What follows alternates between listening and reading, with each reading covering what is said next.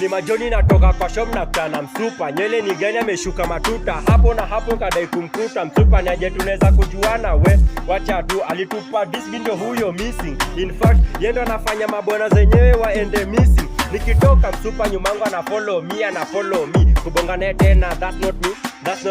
That's not me yo. Anani stop ameanza ma apology with a humble self. Yana die. Oh Kai I'm sorry man I didn't let you broke your heart madam. Ringa kama uko na pesa but usiringa hapa kama umewekwa. Cheka kama uko na pesa na kama hauna ni wewe utachekwa. Sikia madam, ringa kama uko na pesa but usiringa hapa kama umewekwa. Cheka kama uko na pesa na kama hauna.